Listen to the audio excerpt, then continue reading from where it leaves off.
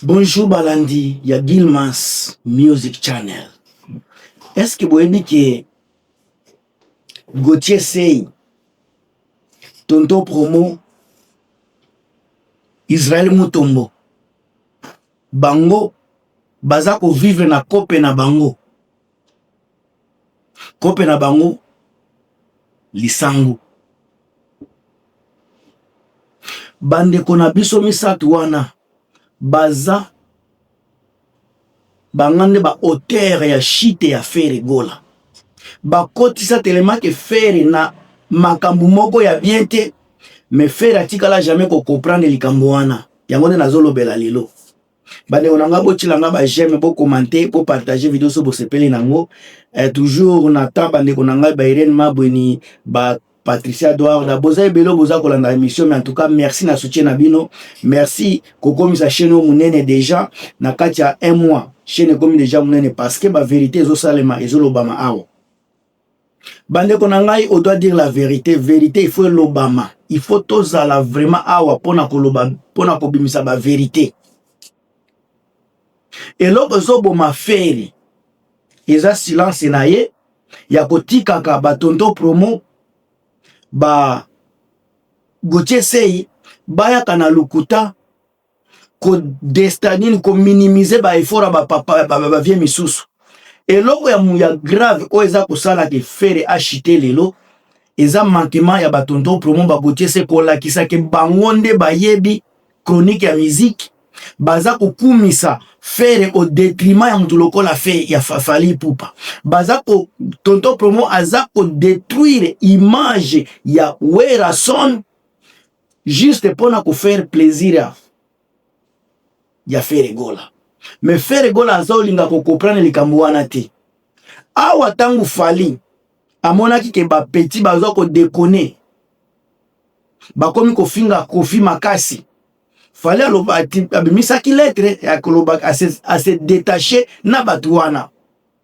Ba mekaki koyaya mais fallait toujours za kolakisa ke makamba za koloba ça ne nous regarde pas.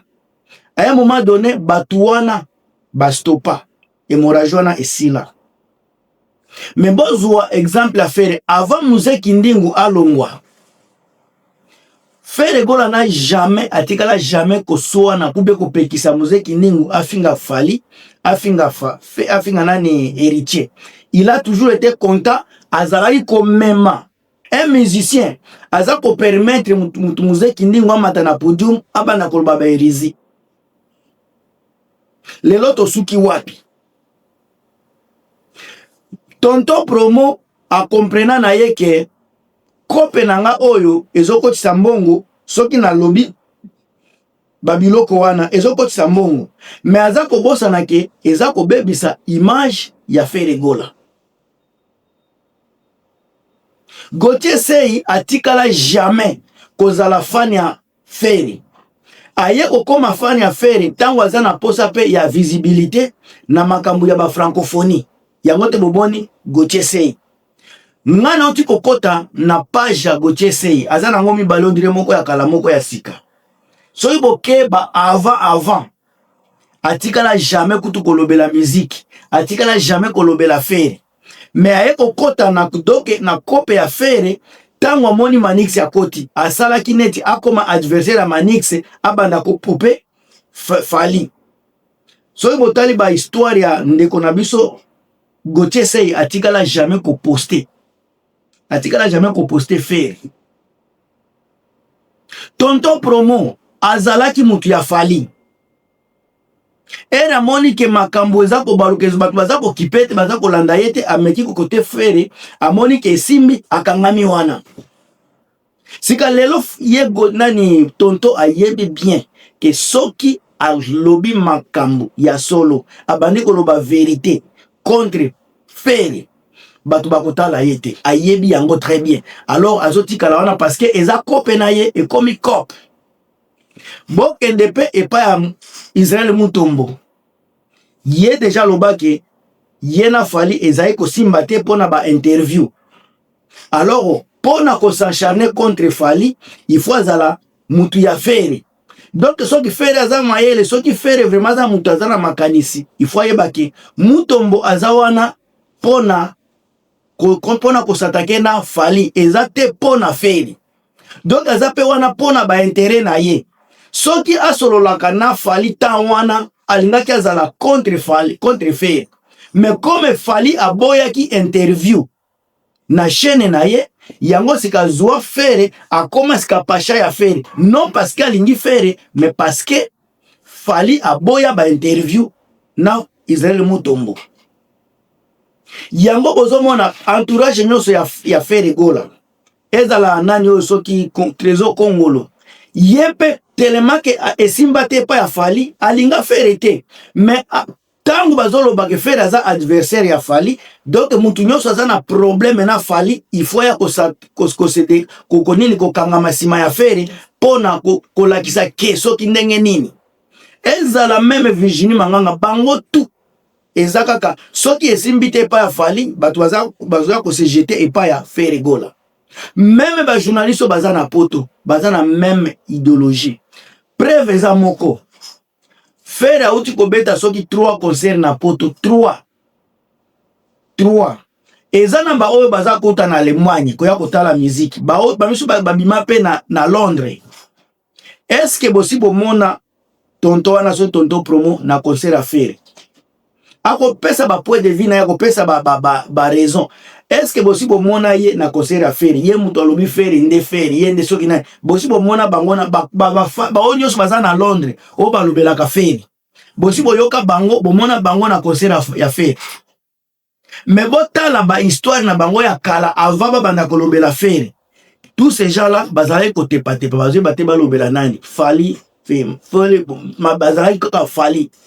Mais père ba moni ke makambu ya Fally esimbi côté kuna bazui place était bae côté à Feri. Donc baza koya côté à Feri pas parce que balingi Feri, mais parce que baza ko lukisa actualité. Ce n'est pas pour faire. Babiso netinga ngana yaki kolobela Feri parce que naza mwana maison mère. Maison mère esengi to supporter mwana mai. Pas parce que tolinga qui est, mais parce que ezalaki loi ya maison mère faut te soutenir. Mais comme petit almoni ke ye à l'équipe batu, tango aza koloba banda musique. Batu atikala jamais kozwa soutien. Azobosa na kabwa ki boule. Soki alobaka depuis abandaki musique carrière solo. Wana lika mususu. Banda ki musique nani mutu apesa ki soutien liboso soki eza werati. Wera mutu apesa loboko ayambie anini alesiye alalitisiye alatisiye ayembisiye. Mais ye kaka batikala jamais ko soutenir ye na carrière ya musique na ye. Feri est-ce que koloba likambo wana na peuple baza na bongo penda? Est-ce que Feri peut relater des paroles à boye? Wera azoye amemi akotse na mouvement alalisiye alatisiye aleisiye atindiye afuliye asombeliye.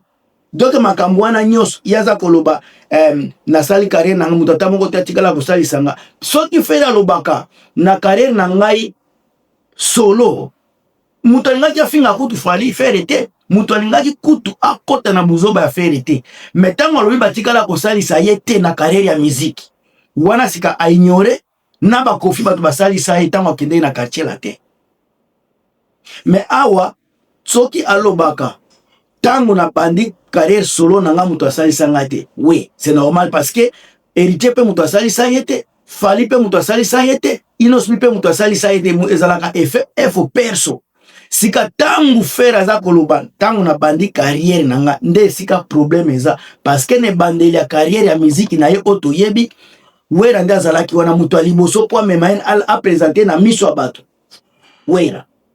Wera amemiye aladisiye alatisiye alesiye ayembisiye asali nyoso wana naza kokende koloba bilobela yango tangu Feri aza mutu biloko amelaka nde esalaka ye mabe. Mais soki azalaka reconnaissant nde toza na situation oyo ya lelo te.